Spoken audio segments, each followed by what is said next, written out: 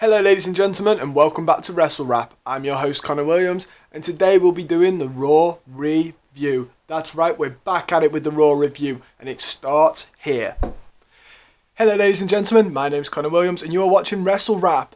That's right, we are back. I'm sorry the channel's been a bit quiet lately, I've been busy with uni, but we are back and we have just missed Survivor Series, but I am here to review Monday Night Raw. So let's get on it. So starting Raw, we had Adam Pearce come out with the winning Survivor Series team, AJ Styles, Riddle, Strowman, Lee.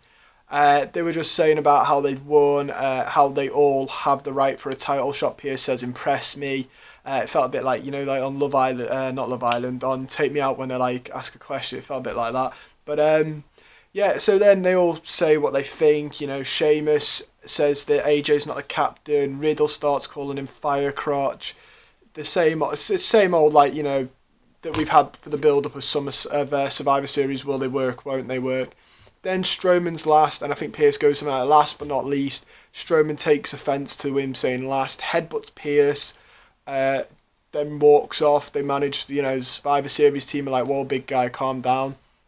But yeah, lays his hands on the official. Then we see the New Day coming out. They've had a bit of an interaction with the Hurt Business, who goad them into a title match. Xavier Woods bites. He says, yeah, let's have it then, let's have it. Kofi's like, no, it's a day off. MVP goes, there ain't no days off for a champion. It's really, really good, this. I think they could have a good rivalry. MVP's fantastic again on the mic. What a man. We do have our first match of the evening, though. So in our first match of the evening, the New Day actually defeated Shelton Benjamin and Cedric Alexander. Shelton, really good in the ring, doesn't miss a beat, he's so athletic. MVP drags Kofi off the ring post. It takes Kofi a while, he doesn't get in the ring in time, there's a count out. Obviously they win by champion's advantage. MVP grabs the mic, he goes, not like this, let's have a rematch. The New Day say, well, follow the rules then, and this wouldn't have happened, which is a great point to have made. You don't see that very often with heels when they do that and they lose. You don't see many faces go, well, just follow the rules. But it was really good. The match restarts. Kofi's lobbed over the ropes, plays on his knee injury. They just target Kofi for the rest of the match then. They absolutely target him. He hits SOS on Shelton, but Cedric makes a save. Woods then gets a hot tag, clears the ring. Shelton gets sunset flip powerbombed, really clean sunset flip powerbomb. And Woods pins him for the match win. I thought this was a really, really good match. I thought both of them played really well into each other's hands. I think this is a rivalry we've not seen the end of, and I'm quite glad. I think this is an actual great competition. Plus, who else is there on Raw that would compete for the tag titles? They're looking a bit dry, aren't they, in terms of title contenders? But this looks really good. Next, we have Adam Pearce backstage, who says Braun will face repercussions. Doesn't know what they are yet, but he will face them. He's obviously doesn't know what to do about the title match. Bobby comes to speak to Pearce, says he defended his championship he defended Raw's honour last night and won.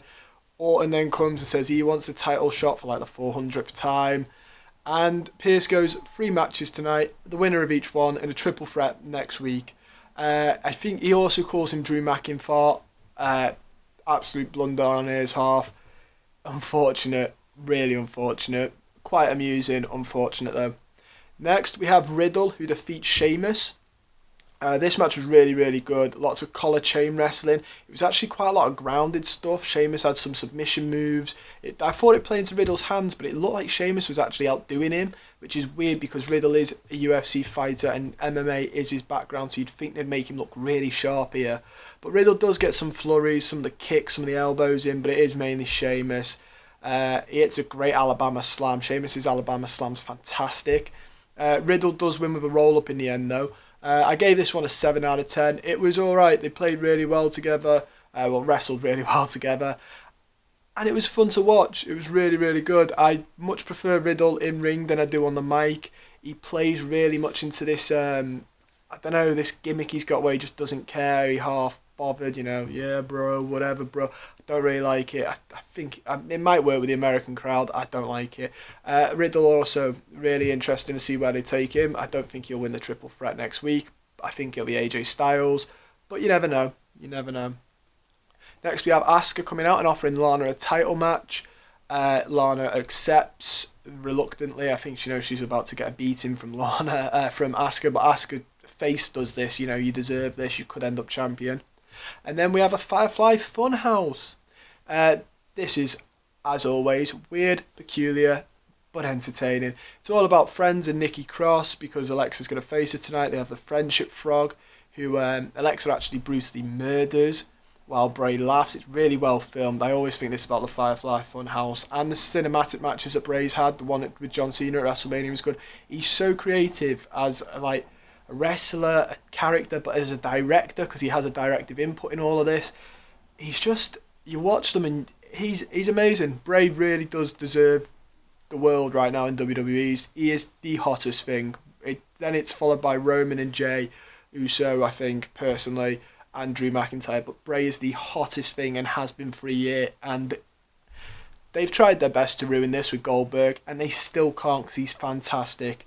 They run through the Frog's life as well, from birth to graduating. Very nice touch. And then they end it looking forward to the match tonight. Like I said, fantastic. Bray Wyatt is gold. Alexa joining him is good for her as well. It spruces them both up. They're both gold together, I think. Next we have Asuka, who defeats Lana by disqualification. Baszler and Jax are out there commentating, God knows why. They go to put... they attack Asuka, saying, "Oh, you can't defeat Lana, it's Lana." Then Asuka, bites, and then they attack her, DQ. They go to put Asuka through a table. Lana grips her legs and saves her. They run off. Nia Jax and that say, "You've started something now, let's have this." They target Lana and dominate her. Baszler brutally dominates her, puts her knees on her face and everything. Asuka gets a hot tag. Good Shining Wizard as well, a really, really good Shining Wizard. Jax then attacks Lana, goes to put her through a table. Lana escapes, Jax goes through it. And then Shayna Baszler puts in the clutch around the neck from outside the ring. So she's in the ring, Lana's out to do that. Turns her back to Asuka, who's the legal woman. And Asuka rolls her up for the win. I gave this match a 6. It was quite good. The dynamics work well. Asuka's a really good performer. Shayna Baszler's quite a good style of wrestling. I think she suits the strong style that Asuka brings. Lana, I'm interested to see they're really building her up for an underdog story here, which is interesting. Would she make a good underdog? I don't know. I don't think she's got the in-ring ability, but I don't. We'll have to wait and see. Next we have MVP and Riddle backstage. This is just filler. Riddle says he's got pizza, yogurt ideas and stuff. MVP goes, "Write them all down. If we like them, brilliant. If we don't, well, you get the hurt, because it's a hurt business." Which makes me think Riddle won't win next week, because this looks like his next rivalry. We then move on to our next match of the evening, which is Keith Lee defeating Bobby Lashley.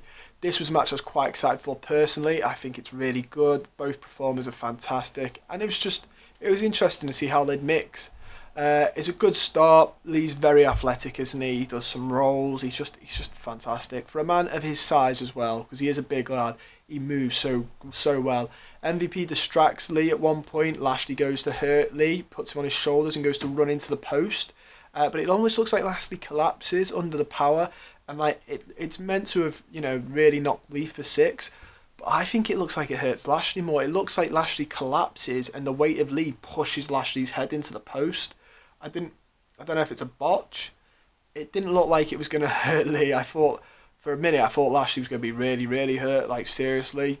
But no, apparently it hurt Lee. You'll have to watch it back. I don't think it does look like it hurts him. Lee leapfrogs Lashley, again showing his fantastic athleticism. He's in control. MVP then hits his head on the post when he's outside. And then they go back in and Lee looks like he's about to finish this off. Lashley's down and out. He looks like he's about to finish it off. And MVP comes running in to attack him, costing Lashley the match. The actual match itself, I'm going to give a 7. Fantastic. Good to see two athletic, big, strong men fight each other and have a good style. I don't know why MVP cost him the match, though. Surely that causes a rift between Lashley and MVP. I don't know. Maybe not. But it was interesting to see, and I'm glad Keith Lee goes to the triple threat. I'd quite like Keith Lee to win it, but will he take the title off Drew? I want him to win the title if he's going to go all the way. Next we have Nikki Cross versus Alexa Bliss.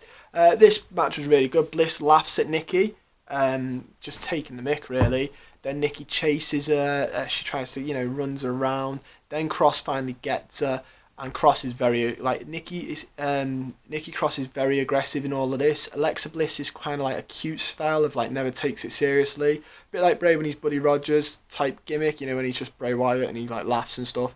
Cross absolutely dominates Alexa. Bliss starts crying, begs her to stop, and Cross thinks she's broken into her. Goes, it's all right, it's all right, Lexi, it's okay. And then she gets it with Sister Abigail, or Alexa's version of Sister Abigail, and that's the win. That's what happens when you show compassion in professional wrestling. I gave this a 6 as well. I thought it was all right. It tells a story, which is all it was really meant to do. I wonder if they'll have a serious, proper match. Who knows? I wonder if Alexa's going to come out as your, red-eyed gimmick and absolutely destroy her. Who knows? It'd be interesting to see. I quite hope that. I hope they build her like they build the Fiend in that type of strength. But we'll have to wait and see. Next we have Styles, who defeats Randy Orton, and this is the last match, the main event. Styles targets Orton's knee, dominates Orton throughout the match quite a bit. Dominates his leg. He looks really up for it, Styles. You can tell it, coming off the captain winning fit team, he's really up for it. Randy reverses a calf crusher and then starts to get some momentum. But then Styles again continues to target the leg with some chops, leg chops. Calf crusher locked in, Orton gets to the ropes. Orton then manages to get Styles baited outside, attacks him for the Fiend's noise to come out. That distracts Orton, but only briefly. They go back in the ring, and Orton is back in control and goes for the RKO. He's stamping for it, stamping. Then the Fiend finally appears. The lights go off. The Fiend appears behind Orton in the ring. Orton goes like this. The lights come back off. Orton's dazed, confused, doesn't know what he's doing. Styles hits a phenomenal forearm and gets the win. I gave this again 7. It was alright. It was a good match between the two of them, It was a great ending. The Fiend isn't done with Orton, which is quite good. That means he's going away from Drew. And I really enjoyed this match, guys. I thought it was really good. I thought Raw this week was okay. It was really good for a follow-off. I will be doing a couple of more videos trying to stick on top of this, and I've got a couple of different ones coming out, like where WWE needs to go in terms of certain people. I think Jey Uso on SmackDown, when I watched it the other day, I thought was going a bit blare now. He's losing that momentum he had, what they could do with him. And Survivor Series as a whole, did it need scrapping? But that's been and gone, so I probably won't do that. But I will do Jey Uso, and I will do Friday Night SmackDown. I probably won't do NXT. I do watch it, but unfortunately my schedule's just too busy to do 3 of them, the other YouTube channel I've got, and uni work. But this has been me. This has been Wrestle Rap, and peace out, guys. Stay safe.